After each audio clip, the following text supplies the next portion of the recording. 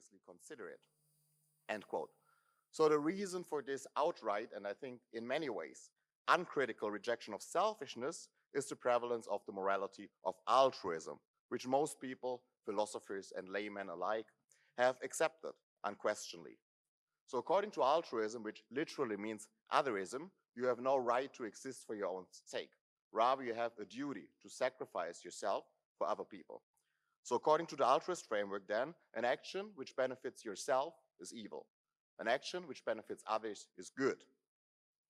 So it was French philosopher Comte who introduced the term altruism in the 1830s.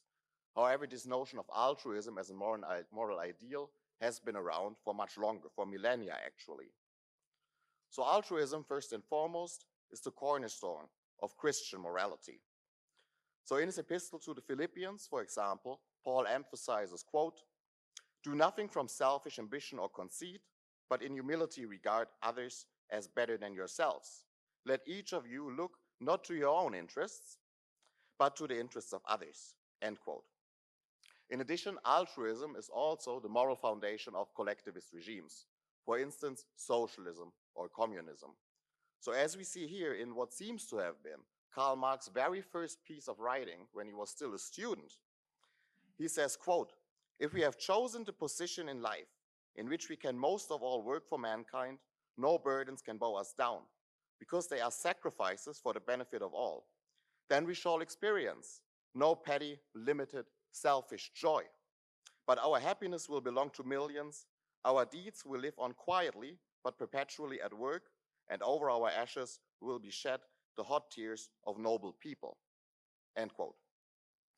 So because of the impact of altruism, it does not come as a surprise that egoism typically is considered as a non-starter in ethical discourses. American philosopher Ayn Rand, as I think most of you know, resoundingly disagrees with this glorification of altruism over egoism. According to her, egoism or selfishness is not a vice, but actually a virtue, as can be evidenced here by the rather notorious title of one of her essay collections, The Virtue of Selfishness. It is the often overlooked subtitle of the book, however, which gives us a first hint about why Rand thinks that selfishness is a virtue and what this book is about. So by subtitling it, A New Concept of Egoism, Rand acknowledges two issues, I think. First, that there indeed exists a prevailing conception, or rather in her view, a misconception of egoism.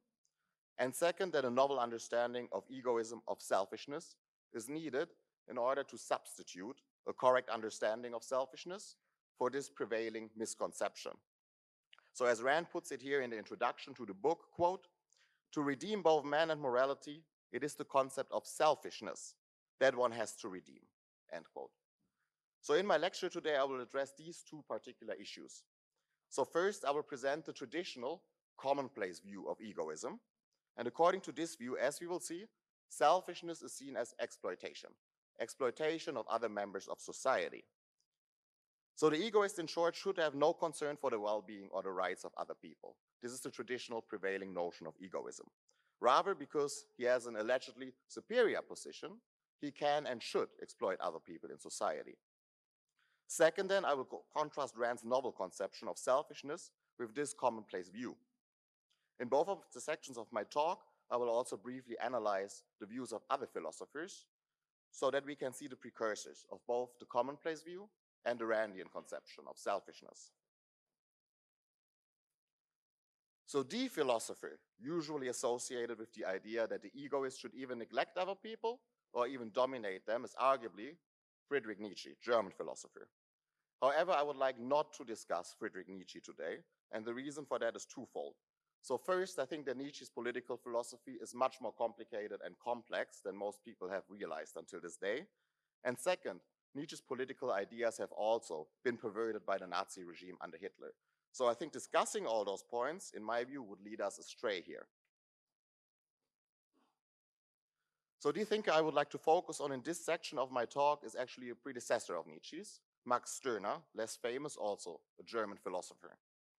In his magnum opus, The Ego and Its Own, Stirner unapologetically defends the idea that the egoist should be focused solely on himself and solely on his own well-being. In the introduction to the book, for instance, Stirner argues that realizing one's highest potential requires that you become utterly ignorant of all other people. So according to Stirner, narcissistically focusing on oneself and foregoing any concern for any other human being is the ideal.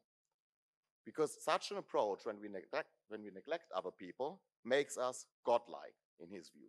Because he considers God as a completely self-sufficient, egoistic entity, and we should follow that example. So as he puts it in the introduction to the book, quote, God cares only for what is his, busies himself only with himself, thinks only of himself, and has only himself before his eyes. Woe to all that is not well-pleasing to him. He serves no higher person and satisfies only himself. His cause is a purely egoistic one, end quote. So according to Stirner, then, the human ideal consists in imitatio Dei, that we should emulate this God being and be completely self-sufficient. That is what he considers egoistic. Stirner realizes, however, that we have to deal with our fellows in practical reality, until and unless, of course, we leave society and live our lives as hermits. So the question then is, how should the egoist treat other people in practical reality? And for Stirner here, the case is crystal clear. So in Stirner's view, an egoist not only can, but even should dominate and exploit other members of society.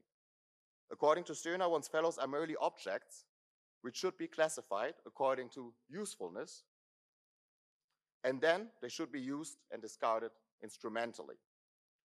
As Stirner puts it, quote, where the world comes in my way, and it comes in my way everywhere, I consume it to quiet the hunger of my egoism. For me, you are nothing but my food, even as I too am fed upon and turned to use by you. We have only one relation to each other, that of usableness, of utility, of use, end quote.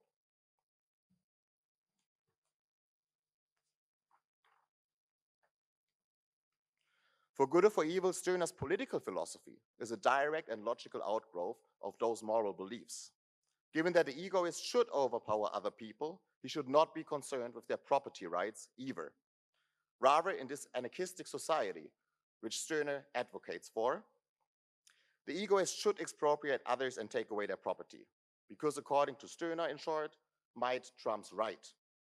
So in his words, quote, what then is my property? Well, nothing but what is in my power. To what property am I entitled? To every property to which I empower myself. I give myself the right of property in taking property to myself or giving myself the proprietor's power. Full power, empowerment, end quote. So in short, according to Stirner, the egoist should not have any concern for the well-being and or the rights of other people. Rather, because he is allegedly a superior being, he has a right, a so-called right, to trample and expropriate other people. So I hope and trust that most of us here today in this room will agree with me when I argue that Stirner's portrayal of the egoist as an exploitative, rights-violating creature is not a very attractive one, to put it mildly. Nor is it an idea I think we should emulate or aspire to. However, I think this brief sketch which I just showed you gives us an idea about the origins of the commonplace idea of egoism. Rand summarizes this idea as follows in the introduction to the virtue of selfishness. Quote, in popular usage, the word selfishness is a synonym of evil. The image it conjures is of a murderous brute who tramples over piles of corpses to achieve his own ends, who cares for no living being and pursues nothing but the gratification of the mindless whims of any immediate moment. So what we are seeing here is that the term selfishness or egoism, as traditionally defined, carries strongly negative connotations. And Rand now, in turn, she set out in order to correct this misportrayal of the egoist as an exploitative agent. Her aim was to replace this subjectivist and in many ways deconstructive notion with an objective and a constructive one. As she notes in Atlas Shrugged, quote, what you now need is not to return to morality, but to discover it, end quote. Rand, however, does not create this new moral theory out of a vacuum. Rather, by noting that the goal is, as we saw, to redeem selfishness, Rand seems to suggest, I think, that there existed another, more positive and more accurate idea of egoism or selfishness in the past. Her task then is to build her own new moral theory of rational selfishness based on this tradition. And the philosophical tradition which I have in mind here is the ancient Greek one. So the Greeks, Aristotle in particular, had a view of the universe and a view of man which stands in marked contrast to the opinions presented by following thinkers. So Greek philosophers were overall and for the most part this-worldly rather than otherworldly, rational rather than emotional, individualistic rather than collectivistic. So before concluding this talk by talking about Rand's conception, about morality, and about egoism, I would like to first have a brief look about Aristotle, what Aristotle had to say about the subject of egoism. So the first thing to see here is that unlike modern philosophers, who, as we saw, reject egoism outright, Aristotle held that there are actually two competing versions of egoism, namely a noble one and a base one. And Aristotle distinguishes between these two forms in his Nicomachean Ethics. So on the one hand, Aristotle holds that there are people whom the public rightly condemns as immoral because they follow this base, perverted idea of selfishness.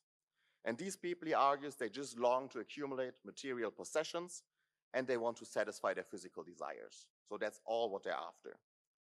As he describes it, quote, "Those who use self-love as a term of reproach describe as self-lovers those who assign themselves the larger share of money, honors, and bodily pleasures. For it is these that the masses desire and take trouble over as if they were the greatest goods. And this is why they are objects of competition." On the other hand, however, Aristotle argues that there are also people who should be admired because of their selfishness, but they have a different conception of selfishness. They embody a noble version of selfishness or egoism. So these people aim to be virtuous and they try to improve their own characters, their own life by character formation, by living virtuously. In his words, if someone always takes trouble that he of all people does what is just or temperate or whatever else is in accordance with the virtues, and in general always makes what is noble his own, no one will call him a self-lover or blame him. But a person like this, a virtuous person, seems to be more of a self-lover. At any rate, he assigns to himself what is noblest and best above all, and gratifies the most authoritative element within himself, obeying it in everything, end quote. So the reason, according to Aristotle, for the emergence of these two competing versions of egoism, the noble and the base one, is epistemological. So those who display the base form, the perverted form of selfishness, they give in to their passions, they follow irrational desires, and that is why they long to exploit other people and dominate them. As Aristotle writes, quote, "People who want more than their share are gratifying their appetites and their feelings in general, and the non-rational part of their soul. And since the masses are like this, the word self-love has taken its meaning from the most common self-love, the one we observe in reality by the masses. And because such self-love is bad, those who exhibit it are justly reproached," end quote. Those who display the noble form of selfishness, in marked contrast, they are guided by reason, they pursue rational aims, and they want to realize their highest potential by character formation, by making themselves better people, by virtuous living. He writes, "It is acts involving reason that seem to be most of all our own and voluntary. It is clear then that this, or this most of all, is what each person is, and that the good person likes this most of all, virtuous living." So ultimately, Aristotle concludes that one should reject the base, the perverted idea of selfishness in favor of its noble counterpart. In short, we ought to be self-lovers, Aristotle states, but in the way that the masses are, we should not. Over the course of the past millennia, philosophers and laymen alike have come to associate selfishness with what Aristotle describes as this base version, the perverted notion of selfishness. And the noble counterpart, noble self-love, was in turn forgotten. So as we will see in a moment, Rand's novel conception of selfishness in many ways resembles and revives the Aristotelian conception of noble self-love, the positive vision of egoism. Both Aristotle and Rand upheld the premise that human beings are born tabula rasa, by which I mean without any innate ideas, without any innate knowledge. So because of that, humans do not automatically know what is good or evil for them. Rather, they have to discover and learn that. They have to discover and learn what is in their objective self-interest, what is really good for them.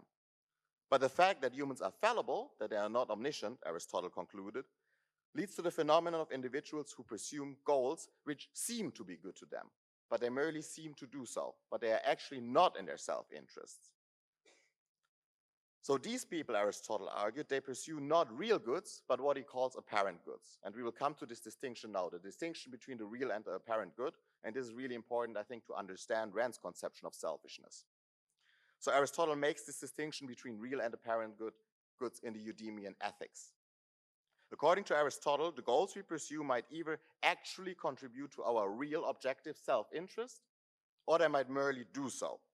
So those who pursue apparent goods, seeming goods in short, they give into their irrational desires and they pursue short-term pleasures, either because they wrongly believe or because they convince themselves that these pleasures are actually in their self-interest.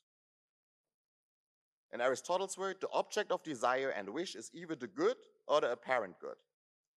That is why the pleasant is an object of desire, for it is an apparent good.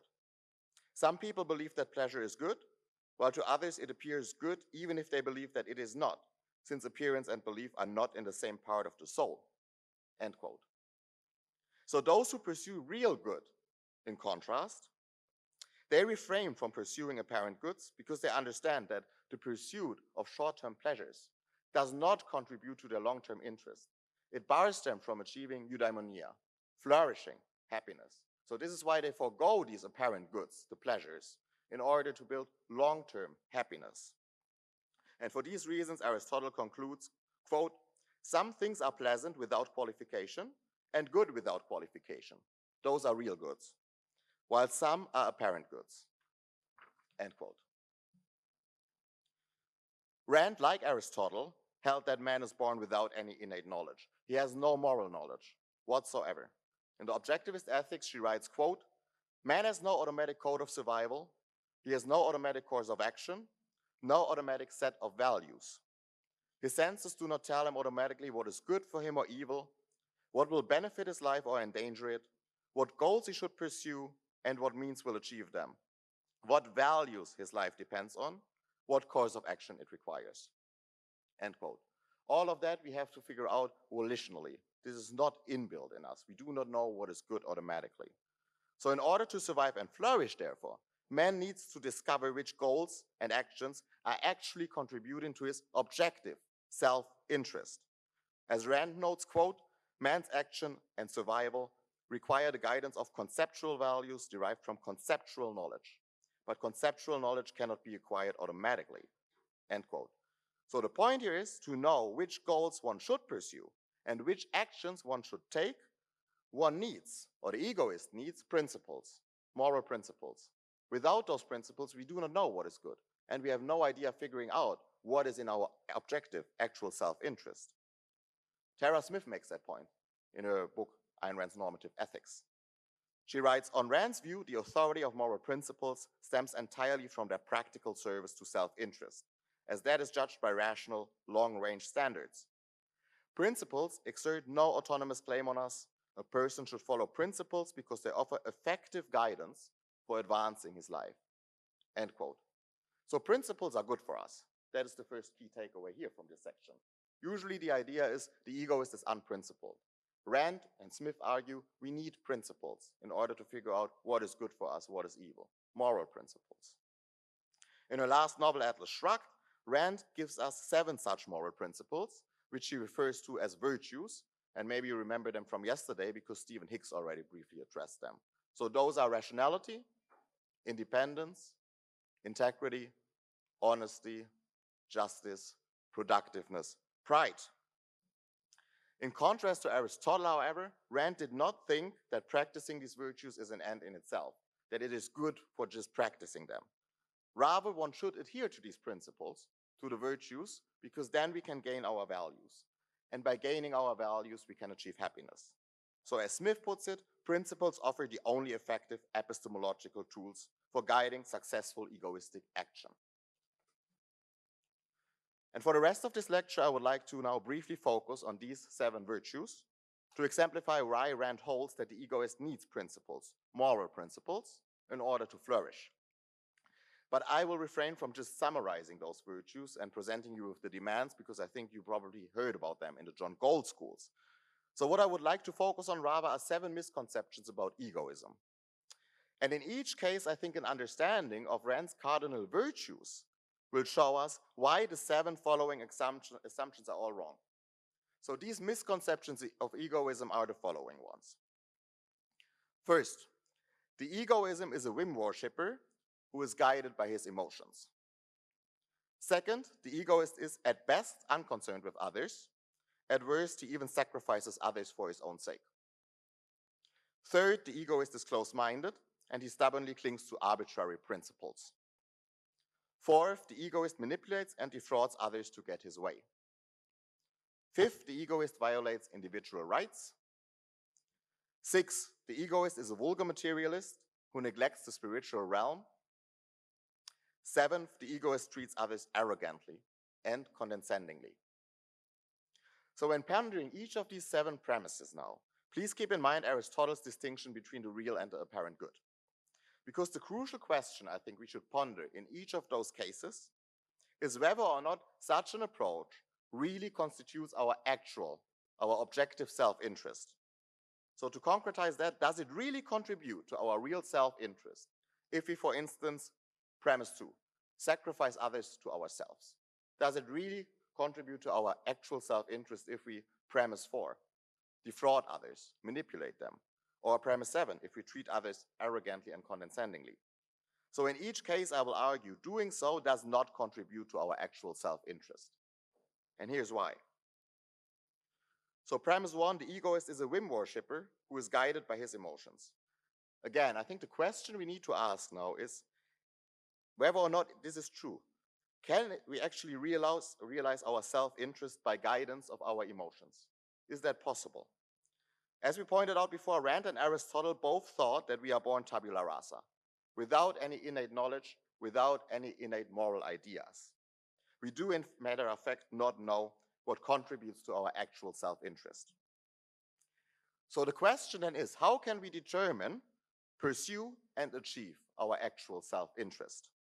Doing so, Rand argues, requires that the egoist acts not according to his emotions, but according to reason. She often said, emotions are not tools of cognition. By this statement, she means that our emotions cannot be considered trustworthy guides for determining what truly contributes to our self-interest. Some examples, sometimes we might be afraid, for instance, to pursue a certain career, although that career is good for us. At other times, we might be dreamy and just start a relationship, although we really know that that relationship is not good for us. So while they are important and they should not be ignored, our emotions, they per se do not inform us about the goodness or the badness of any action. Only if we rationally evaluate our emotions can we figure out what is good, what is evil. And Rand really shows us this point, I think. She exemplifies it in her novel The Fountainhead through the portrayal of Peter Keating. So Peter Keating is one of the book's villains, and early in the novel, Rand introduces him, Keating, as a handsome, a very charming, socially accepted parvenu. And Keating's aim is to impress others, to become famous, and to gain societal prestige. Throughout most of the novel, Keating never questions his emotions. Rather, he indulges in his emotions, and he forgoes a potentially fulfilling career and a potentially fulfilling relationship for the sake of fame. So he is driven by his emotions. He never stops to ponder what his emotions are about. And late in the novel, in one of his few sane and honest moments, the defeated Keating comes to the following conclusion. Quote, "Why do they always teach us that it's evil, that it's easy and evil to do what we want, and that we need discipline to restrain ourselves? It's the hardest thing in the world to do what we want. And it takes the greatest kind of courage. I mean what we really want." End quote. So Keating doesn't use his mind. He doesn't identify what is in his actual self-interest And he tragically realizes here in this part of the novel that he sacrificed a potentially meaningful existence because he indulged in his emotions and he started chasing apparent rather than real goods. So what Rand shows us through this portrayal of Peter Keating, I think, is that it is impossible to achieve our actual, real self-interest by guidance of emotions. Rather, figuring out rational aims and also rational means to then achieve those ends requires guidance by the mind, not guidance by feelings. So in Rand's view, in short, this idea, which we saw before, the idea that the egoist is a whim worshipper who is guided by his emotions, it's a contradiction in terms. The idea that the egoist is an emotionalist and a whim worshipper is a contradiction in terms. If you want to actualize your real, objective self-interest, what this requires is what Rand considered the cardinal virtue of her system, rationality, guidance by the mind. So it is not our emotions, but our minds which empower us to identify our rational self-interest. That's why we're talking about a morality of rational self-interest. And it's for these reasons that Rand named the new concept of her egoism, the morality of rational self-interest, or the morality of rational selfishness, if you prefer. She writes, quote, "Just as man cannot survive by any random means, but must discover and practice the principles which his survival requires, so man's self-interest cannot be determined by blind desires or random whims, but must be discovered and achieved by the guidance of rational principles. This is why the objectivist ethics is a morality of rational self-interest or of rational selfishness," end quote.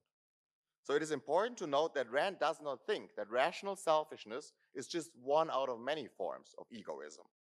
Rather, rational selfishness, she thinks, is the only valid form of egoism that exists. Because what is rational is also selfish, and vice versa, what is selfish is also rational. For her, these two terms go hand in hand. Leonard Peikoff writes, quote, "Within the objectivist framework, the term rational self-interest is a redundancy. We do not recognize any self-interest for man outside the context and absolute of reason," end quote.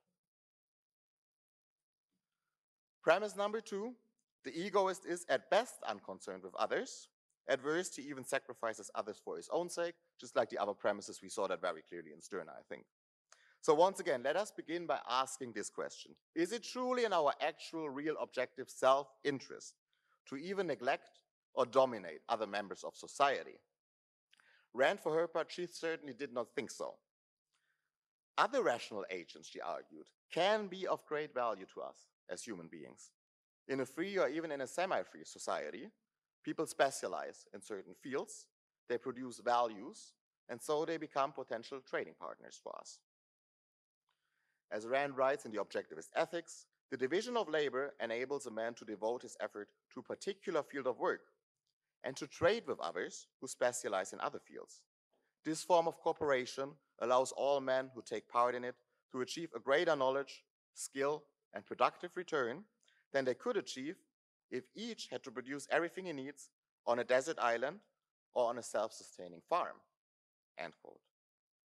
So the point here is, by ignoring or even outright destroying other members of society, we are destroying value creators.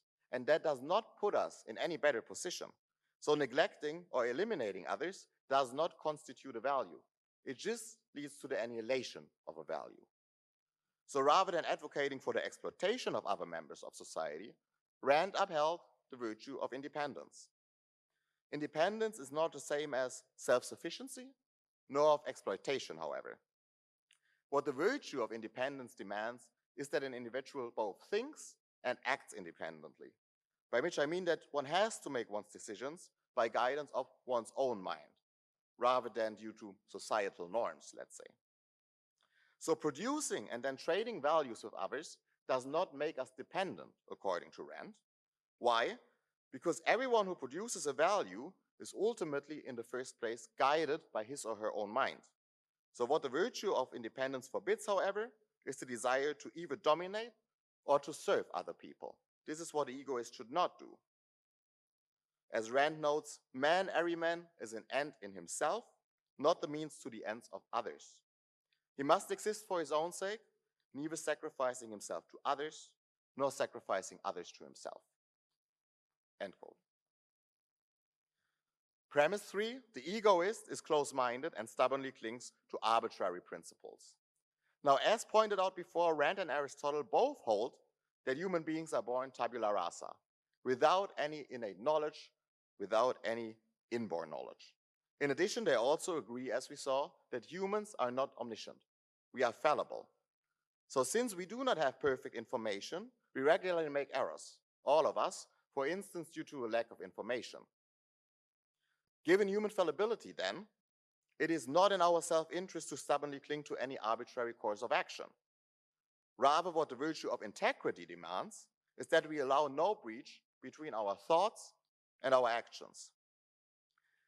So when we realize that we made an intellectual error, we should not cling to our beliefs, but update them accordingly, because clinging to some arbitrary belief, which we know to be wrong, is not in our actual self-interest. So the problem in this case is that we are faced with a wrong alternative. People rightly think that it's wrong to be closed-minded. So they think the alternative is being open-minded, which means taking into account any idea, regardless of the truth status. Rand, however, thinks that the virtue of integrity demands is neither a closed nor an open mind, but, as Isidora briefly talked about yesterday, an active mind. Rand writes, an active mind is a mind able and eagerly willing to examine ideas, but to examine them critically. So in other words, once you have reached an idea, a conclusive verdict based on objective data, you should close your mind. But when you encounter data which then contradicts your hypothesis, then you need to open your mind again and to examine the new evidence critically. So active-mindedness rather than close-mindedness is what contributes to our real self-interest, because ignoring facts can seriously hamper our well-being. Premise 4, the egoist manipulates and defrauds others to get his way. Such a course of action, once again, it should be clear by now, does not contribute to our actual self-interest. Let's have an example. So imagine that you fabricate and you fake certain achievements and certain values which in fact you do not have. Let us say in order to impress someone, because you want a certain job or you want someone to become your partner. The point is, even if you manage ultimately to get the job or the partner you desire, you would be in constant pain. You would be in a constant state of anxiety because you would have to fear that your boss or your partner might find out that you are nothing but a fake. Furthermore, to give credibility to your initial lie, you need to fabricate more and more additional lies in order to make sure that your boss or your partner will not find out the truth. The truth being that you are a fake, that you do not possess any of those virtues or values which you claim. So such a course of behavior does not contribute to our actual well-being. Rather, according to Rand, honesty is a crucial virtue. However, Rand's idea of honesty is striking different from the conception of honesty we know in present-day terms. So in modern usage, honesty usually has social connotations. Honesty, according to this usage, means not manipulating others, not lying to others, not defrauding others. So when we talk about honesty, we usually see a social context. According to Rand, that is certainly an aspect of honesty, but she thinks that being honest means not only being honest with other people, but being honest with every fact of reality, including oneself and one's own character, knowing oneself, being truthful with oneself. So honesty, both with oneself and with other people, according to Rand, is an egoistic proposition. Why? Because neither deceiving oneself nor deceiving others can create any values. So what the virtue of honesty demands is that we accept facts as facts, regardless of our wishes, hopes, or fears. According to Rand, in other words, honesty then is commitment to reality.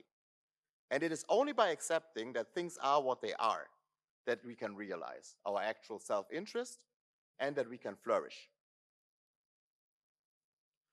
Premise number 5, the egoist violates individual rights.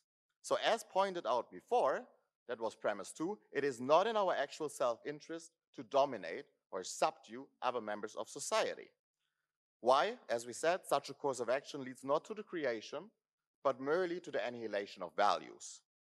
So rather than trampling the rights of others, the egoist should uphold the principle of individual rights, Because living in a rights-upholding republic, this is what makes the creation of values possible.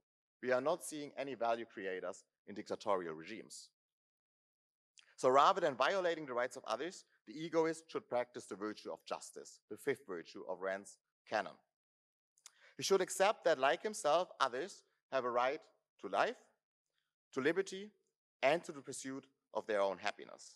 So accepting the fact that humans have these rights ensures that we can live in a free society and prosper. So in such a society, in a free society, no one can be forced to deal with other people by coercion. Rather, each and every one of us, we have to decide voluntarily with whom we want to trade and with whom we want to deal. So what the virtue of justice then demands is that we judge other people objectively and then treat them accordingly. By which I mean we should associate with good people because they're good for our own lives, and we should reject evil people because they're bad for us. So what constitutes our actual self-interest in this case is not abrogating the rights of other people, but locating moral and productive people with whom we can then trade in an atmosphere of liberty and freedom. Premise 6, the egoist is a vulgar materialist who neglects the spiritual realm. So this idea that there exists this dichotomy between theory and practice, between mind and body, between spirit and matter, this unfortunately is a very, very deep-seated one. And what is worse, that this distinction was actually embraced by the Greeks, including Aristotle. So in the Nicomachean Ethics, Aristotle differentiates between, on the one hand, theoretical knowledge, and on the other hand, productive knowledge. So what is theoretical knowledge? According to Aristotle, it consists in contemplation of eternal, unchanging truths. Productive knowledge, on the other hand, consists in the fabrication of human goods. And Aristotle concluded that theoretical knowledge is superior over practical knowledge. So there's this dichotomy even in ancient Greece. Rand, however, since she was basically an intellectual child of the Renaissance and the Industrial Revolution, she rejects this idea. She rejects this dichotomy between theoretical and practical knowledge. Also, unlike the Marxists, who hold that production consists in purely physical labor, Rand celebrated the virtue of productiveness as both a mental and a physical enterprise. So producing, according to Rand, consists in both producing ideas and then applying these ideas to the real world by giving them form. So the egoist should therefore not neglect the mental realm. This would also, by the way, be a breach of integrity, obviously. So Rand's rational egoist is neither a vulgar materialist, nor is he a mindless money chaser. Rather, being self-interested consists in first producing a mental blueprint about one's ideal life. And once we have imagined this ideal life, it is our job to then give form to this mental image by producing values in practice, in reality.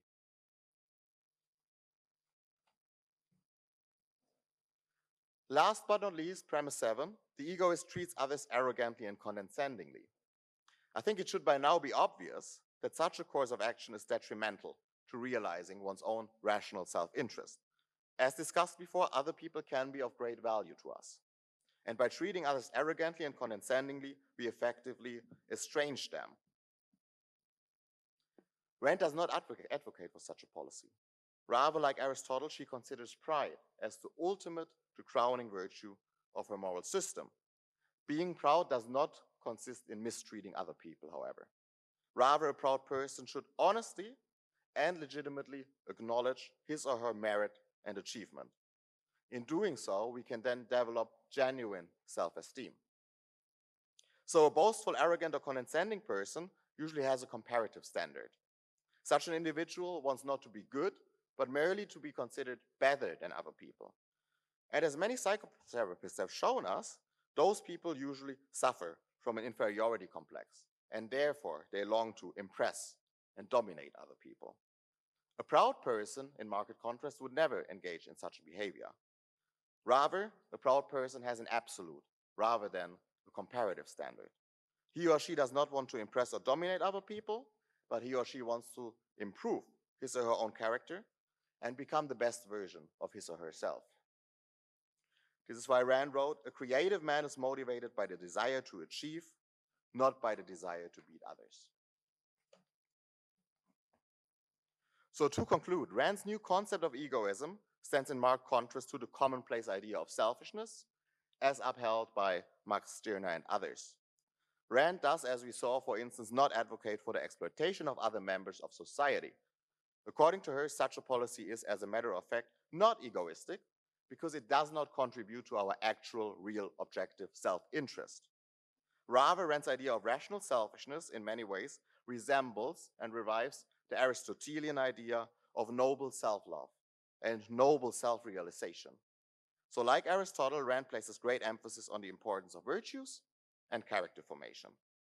According to her, it is by living rationally, productively, justly, proudly, so in a word, virtuously, that we can realize our highest potential, become the best versions of ourselves, build our lives in our own image, and thereby obtain what she once called, quote, that radiant selfishness of soul which desires the best in all things.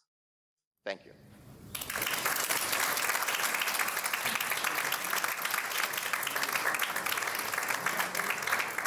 Thank you, Martin. Now we have 10 minutes for the questions.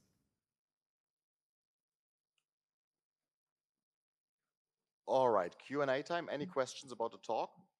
Yes, thank you so much for this thought-provoking speech. I do have some question, however. In the contradiction, I believe number 2, or both number 2 and number 5, you mentioned that it is not generally in objectivist or egoist interest to dominate or neglect other people because they produce value, right? They produce value because they, for example, specialize in different fields. Later on in number 5, there was mentioned that people who actually are not virtuous, we don't want to engage in trade with them, right? They exist. So, and please clarify me if I'm doing something wrong, but I believe that implicates either that in Rand's opinion, every entity in society produces value, or the ones that do not produce value or do not specialize or anything, or are not virtuous, could possibly be subjected to domination or negation. That was just the one thing that wasn't really clear for me. Yeah, that's a very good point. I should have made that clearer, I think. Thank you for the question. So when we are looking at the alternative portrayal, so the commonplace idea, there is the idea you should dominate everyone. So it's not that you should dominate certain people. Everyone who comes in your way is a potential enemy. That's a zero-sum game fallacy for those of you who study economics. So everyone is your enemy, basically, so we should trample all of them. When it comes to Rand's idea, those who are rational, those who are productive, those are people whom we should deal with. So what about the rest? So first, as we saw, just to show you that example again, Rand says, where is it?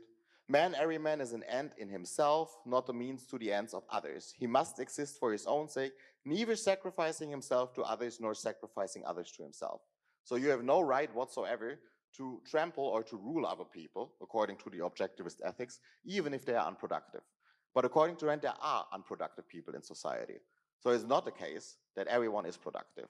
So under a capitalist system, it would be much more difficult to be not productive because there wouldn't be any welfare state. But under welfare statism, of course, there is a much higher percentage of unemployed, unproductive people. Well, should you associate with them, you would have to ask, what about the context? Why are they being unproductive? And maybe there might be good reasons for that. Certain people cannot work because of disabilities, for instance, or other people might have already produced a lot and might not want to work for some time, or other people might decide to become mothers, which I think also is a productive enterprise. So you would have to decide what those people are about, what drives them. But what Rand would say about those people who really say they want to be unproductive, they don't want to have a productive career, they want to be lazy, they don't want to create values, such people we should neglect. So we should not dominate them, we have no right to dominate them, they also have individual rights, but such people, according to Rand, provide no value to us.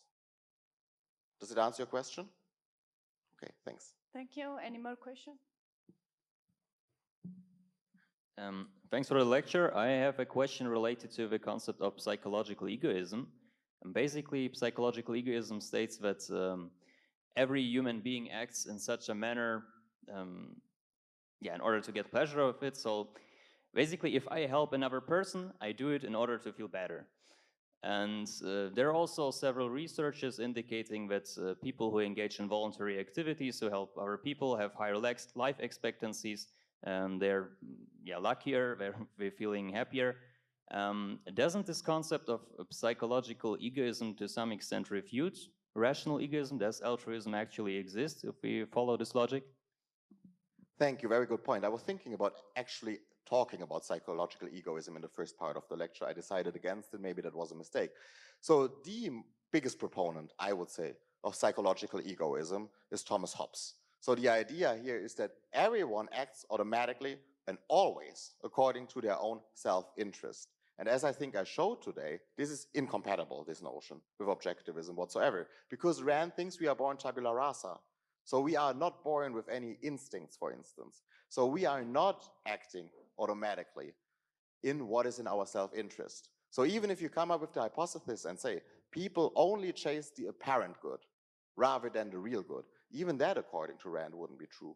People are not automatically selfish. And there's an article in The Virtue of Selfishness by Nathaniel Branden, which is entitled, Isn't Everyone Selfish? And there he makes precisely that argument. People are not selfish by nature. So there were two questions in here, so I will answer the second point. We also have to think about what altruism means again. Altruism means sacrificing yourself for other people. So if you take personal pleasure in helping another person, that would not qualify as altruism. Altruism is not the same as kindness or generosity. If you feel that you want to help another person, this makes you feel better, it would not be an altruistic act, according to Rand's definition. So if people want to help others, and I think a lot of them want to do that, they feel better after that, that is not incompatible with objectivism. But Rand would deny the notion that we all have that inside of us, that we are all born with an instinct to help others. And there are, for instance, sociopaths, so you can see that certainly not everyone has such an instinct, and according to Rand, such an instinct doesn't exist. Does it answer your question? Thank you. Any more questions?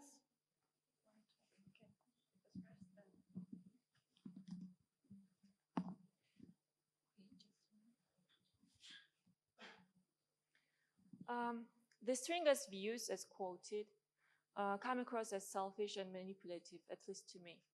And as I saw it, it tended more towards Machiavellism. So Machiavellism itself relates to sections 4, 5, and 7, at least, from those that you have negated. So my question is, does your analysis conflict with his perspective? Sorry, with Hooss, with Machiavelli? No, No. Stringers, Max Stringers. Oh, Max Stirner's. Yes. These theories, I think, these 7 points about egoism, we all find them in Stirner.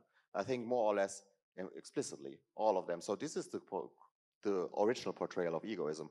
And Rand rejects all of them. Rand thinks that they are all wrong, all the 7 of them. So no of those prepositions leads to our self-interest.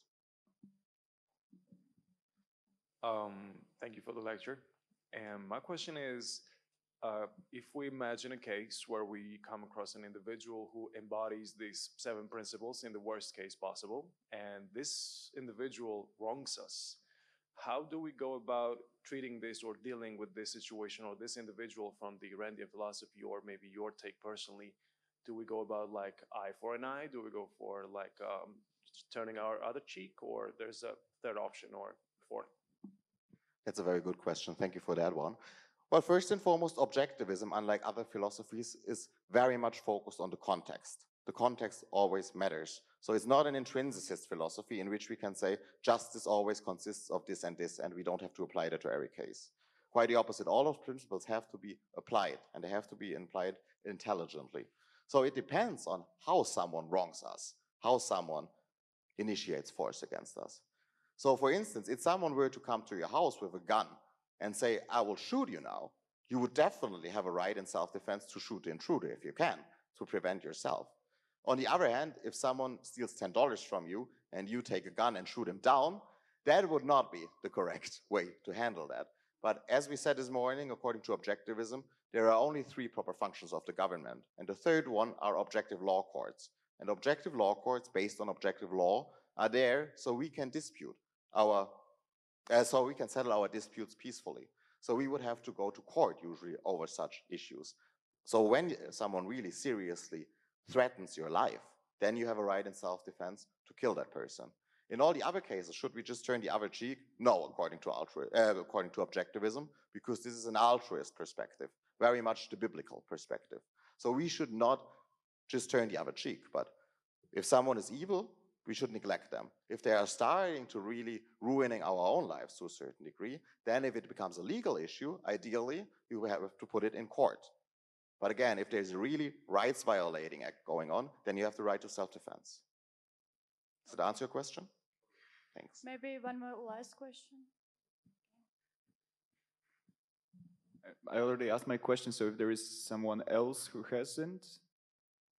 Okay, so I have one more question actually, because many times you underline the altruism, you explained altruism, and I believe Rand also does it this way, as sacrificing yourself for the sake of others or something. And right. Yeah. And that really sounds to me more like martyrology, something like that.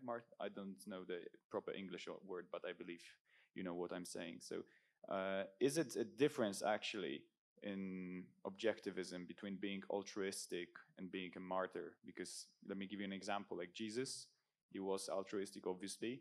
He was also martyr. Whereas, for example, a soldier fighting and giving his life for, I don't know, defending some kind of pathway, right? Is he altruistic? I wouldn't say so, but he's definitely sacrificing himself for the sake of the others. So that sounds like a martyr more to me. Or is it just a matter of words and names? Very good question. Maybe we should have a talk one day just about altruism, because I think there is still unclarity. Whenever I go to conference, there's still unclarity about Rand's concept of altruism, hierarchy of values, what does a sacrifice constitute of. So I think we should keep that in mind for next year, maybe. So 2 points here. So first, as I pointed out in the beginning, altruism, the term was only coined in the 1830s by Comte, French philosopher. And he coins that term precisely in the same way that Rand uses it. So it's the idea of otherism. You have to live for other people. That is literally why Comte introduces that concept. But again, it has been around for much longer. We see it in Christian morality, as you saw. We also see it, Marxism is later, but we also see it then later in communist, socialist regimes. So this has a very long tradition, the idea of altruism. And how did it come across? Well, the meaning of the term is not very well understood by most people. If you go out on the street, most people will think, as I said before, altruism just means being kind of other people, being benevolent, or maybe even just giving them the benefit of the doubt. Something like that is what most people think about selfishness, about altruism. So that's the conception they have. And this is why there are a lot of misconceptions about altruism. So on Rand's view, to use your example, and she addresses that, I think it's in Philosophy Who Needs It, the article. There she talks about precisely that issue.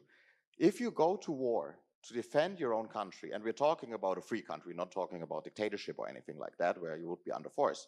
But if you're defending a free country from an invader, is that an altruistic proposition? Rand would say no, because what are you defending? You're defending your liberty. If you have a family, the liberty of your wife, of your children. You make sure that you can keep living an existence which is humane and which is meaningful. So you're fighting for your own values. According to Rand, that would not be an altruistic position, as you pointed out. Yeah, my question is regarding honesty. Is it possible to find exception for not being honest in some situations where, for example, revealing your identity can endanger your life, something like that? Yes, exactly. I was also thinking about talking about that, so thank you for mentioning it. I think that's an important point. All these principles, again, have to be applied. And the rule here is all of them are what Rand calls, or that's Tara Smith's definition of it, or her idea, they are absolute yet contextual. What does she mean by that? Why are they absolute? Let's start with that. For instance, as I said before, according to Rand, we are born tabula rasa. So how should we gain knowledge? According to Rand, then it's reason, but it's 100% reason. You cannot say 90% of the time I go by reason, 7% I go by faith, 3% I go by whims. So they are absolute in the sense you should practice them consistently and not compromise those. But they are contextual in the sense you need to take the context into consideration. That means first you need to apply them because there's no intrinsic truth out there. And second, there are 2 exceptions to this rule, and it's one of them was mentioned by you. So first of them is when you are under force or in the hands of the irrational. So if someone attacks you. Second one is when you're in an emergency. In those contexts, that no longer holds for virtue ethics. So it's only for a normal condition. So when, for instance, and this was pondered by Kant, let me briefly tell you this story. In one of his last essays, Kant ponders the following question. So you are at home and some crazy maniac comes to your door and he wants to know where your wife, where your children are because he wants to murder them. And you know where they are. And Kant then asks the question, do you have a right to lie to that intruder? And Kant says, no. Under no circumstances can you lie to that person because honesty is absolute and it's an absolute duty. Rand completely agrees with that. So if someone puts you under force, you have no duty, for instance, to be honest if it is against your own values, because we're talking here about egoistic, selfish virtue ethics. So if someone puts you under force, you have no duty whatsoever to tell the intruder any information he wants to have. Yes, thank you. At the jungle school I had a chance to attend, they gave us not so different, but I wanted to ask you if this definition of altruism does it works, because it's the one I try to use in my mind to evaluate when someone is doing something, and even myself, if it is altruistic or not. The thing is not if you're going to sacrifice or whatever. The question would be, we're not putting the focus on the person, but only in the action. And so altruism would be that just because the action is for others, that turns it into something morally good, without evaluating if you're defending your country or whatever. So do this formula work? So altruisms, sorry, my English is burnt out now at this time. I understand it completely. No, but I understood that. So the question is, does that, let me paraphrase, Is tell me altruism, could we define altruisms as, altruism is the doctrine by with each action you go through or you take to execution is good by the only fact that you do it for others. I think if you formulate it that way, you can formulate it that way, but only because you added there some words in there, because you made it clear only for instance, that's what you added now, only for. That shows that you really have no selfish motive whatsoever. Then I would say yes, but only because you added that only if there. So that is why I think it's correct. But because of that, again, you can help other people, you can have very much your own reason to do that, and that might not be a sacrifice. But in altruism, there's always a sacrifice involved. So you are giving up a greater value for a lower value or a non-value. So this is the idea here, but you're acting unselfishly or altruistically if you're acting for the sake of others, ultimately without any reason that you have for yourself to do that, and ultimately there will be a net loss as a result of that because you compromise your own values. Okay, thanks. Well, thank you so much, Martin.